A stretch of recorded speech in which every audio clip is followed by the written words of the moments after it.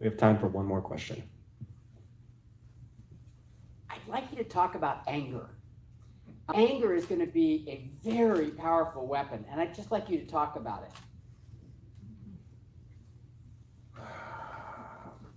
I think many Americans feel like we're being pummeled into exhaustion by our political culture and our media industrial complex. And you look up and just everything is this giant fight and struggle.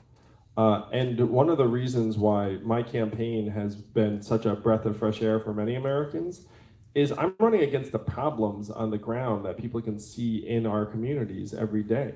I certainly don't, and I'm very welcoming to people who voted for Donald Trump because frankly, we need many of them to get on board if we're going to win and bring the country back together. That to me is a way that we can actually move the country forward and start to heal because the polarization is not helping us solve our problems in a very real way. And a lot of governing is about getting someplace and building consensus and managing a whole host of priorities. And if you go in and you say like, hey, this is the vision and we're going to go this direction, and if you don't like it, then I'm going to demonize you or villainize you, then that's going to, unfortunately, I think, continue this dynamic that we've been in for quite some time. And the way this dynamic has been described, and I really like this description because it felt right, that our parties have been playing you lose, I lose, you lose, I lose, like for the last number of decades. And who's actually been losing during that time? Us. We have been losing. And that's why so many Americans have kind of thrown up their hands and said, oh gosh, like politics, not for me, or I don't trust DC. That's how someone like Donald Trump wins, honestly, New London. Like how the heck does Donald Trump become our president? Is because the pendulum has been swinging back and forth while the way of life of many of our communities has been sinking into the ground.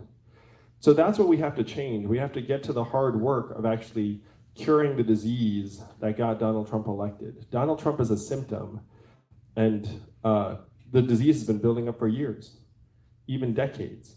Acting like he's the source of all of our problems is drawing attention from the real issues that we have to resolve.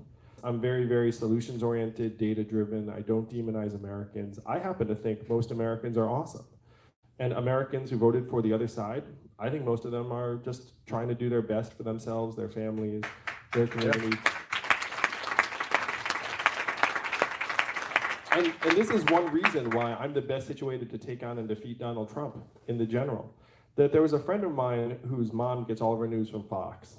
And she told my friend that Andrew Yang is the only Democrat in the field I would support in the general because he is the only one who does not seem to be judging me.